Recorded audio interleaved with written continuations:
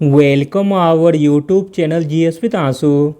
दोस्तों, बिहार प्रधान शिक्षक के लिए समान अध्ययन का प्रैक्टिस सेट लगाते हैं जिसमें बहुत ही महत्वपूर्ण प्रश्नों को शामिल किया गया है जो आपके एग्ज़ाम में आने की पूरी संभावना है। इसलिए वीडियो को लास्ट तक जरूर देखें। चलिए शुरू करते हैं और आप लोग भी सोचना अपना आंसर क्या हो सकता है। पहला प्रश्न है, मुस्लिम लीग के किस अधिवेशन में मोहम्मद अली जिन्ना ने बांटो और छोड़ो का नारा दिया था? तो दोस्तों, मोहम्मद अली जिन्ना ने बांटो और छोड़ो का नारा दिया था कराची अधिवेशन 1943 में। अगला प्रश्न है, इंडियन यूनियन मुस्लिम लीग का मुख्यालय भारत के किस राज्य में स्थित है? तो दोस्तों, इंडियन यूनियन मुस्लिम लीग का मुख्यालय स्थित है तमिलनाडु में। अगला प्रश्न है, निम्नलिखित में से किसे मराठा मैकियावेली कहा जाता है? मराठा मैकियावेली कहा जाता है नाना फडणवीस को। अगला प्रश्न है, संविधान का कौन सा भाग केंद्र शासित प्रदेशों के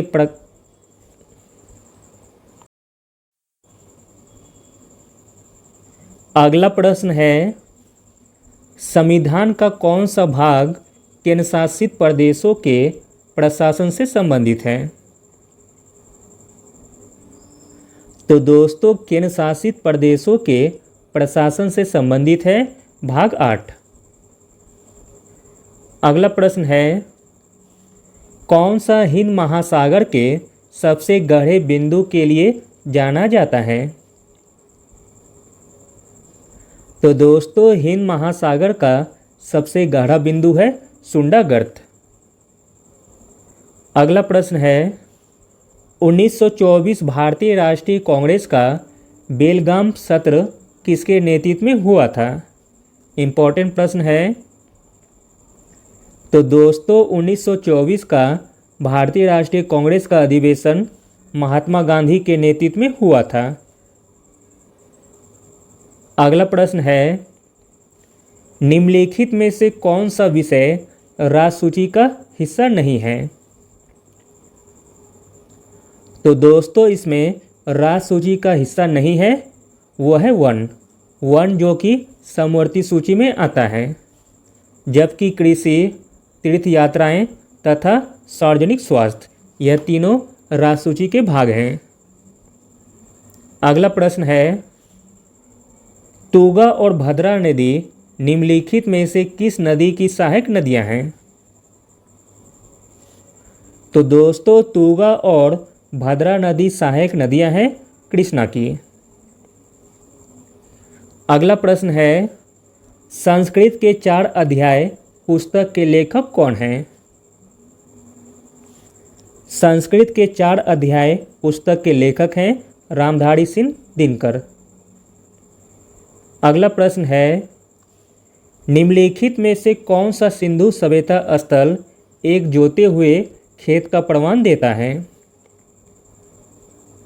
तो दोस्तों, वह सिंधु सभ्यता है कालीबंगा।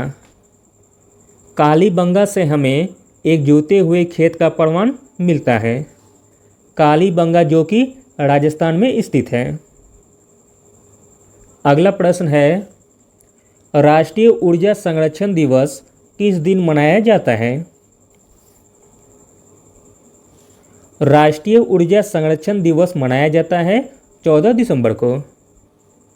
अगला प्रश्न है, बिहार में निम्नलिखित में से कौन सा जिला नेपाल के साथ सीमा साझा नहीं करता है? तो दोस्तों, बिहार के साथ शिवहर जिला जो कि नेपाल के साथ सीमा साझा नहीं करता है। बिहार के टोटल 7 जिले नेपाल से लगते हैं। अगला प्रश्न है, किस राज्य ने राज्य में खेलों को बढ़ावा देने के लिए खेल नर्सरी योजना 2022-23 शुरू की है? तो दोस्तों खेल नर्सरी योजना 2022-23 शुरू की है हरियाणा सरकार ने। अगला प्रश्न है, कौन बिहार नशा मुक्ति अभियान का ब्रांड एम्बेसडर है? अगला प्रश्न है, कौन बिहार नशा मुक्ति अभियान का ब्रांड एम्बेसडर बना है? तो दोस्तों बिहार नशा मुक्ति अभियान का ब्रांड एम्बेसडर बनाया गया है ज्योति कुमारी जी को। अगला प्रश्न है, बिहार सरकार द्वारा शुरू किए गए कौशल युवा कार्यक्रम के तहत बुनियादी प्रशिक्षण प्राप्त करने के लिए किसी व्यक्ति की न्यूनतम आयु कितनी होनी चाहिए? तो दोस्तों न्यूनतम आयु होनी चाहिए 15 वर्ष। अगला प्रश्न है, व्यक्तिगत ओलंपिक पदक जीतने वाली पहली भारतीय महिला कौन है? तो दोस्तों व्यक्तिगत ओलंपिक पदक जीतने वाली पहली भारतीय महिला है कर्णम मल्लेश्वरी। अगला प्रश्न है, भारतीय राष्ट्रीय कांग्रेस के निम्नलिखित में से किस अधिवेशन में स्वदेशी के प्रस्ताव को स्वीकार किया गया था? तो दोस्तों स्वदेशी के प्रस्ताव को स्वीकार किया गया था कलकत्ता अधिवेशन 1906 में। स्वदेशी का प्रस्ताव भारतीय राष्ट्रीय कांग्रेस के 1906 के कलकत्ता अधिवेशन में अपनाया गया था। इस अधिवेशन की अध्यक्षता दादा भाई नौरोजी ने की थी। अगला प्रश्न है, the home and the world उपन्यास किसके द्वारा लिखा गया है? The home and the world उपन्यास लिखा गया है रविन्द्रनाथ टैगोर के द्वारा। अगला प्रश्न है, दही से मक्खन और मक्खन के दूध को अलग करने के लिए निम्नलिखित में से किस प्रक्रिया का उपयोग किया जाता है?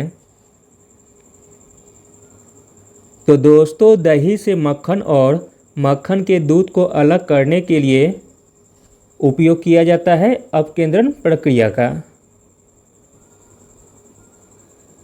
अगला प्रश्न है, Vashishtha Narayan research centre for mathematical science Bihar के किस कॉलेज में स्थापित किया जाएगा?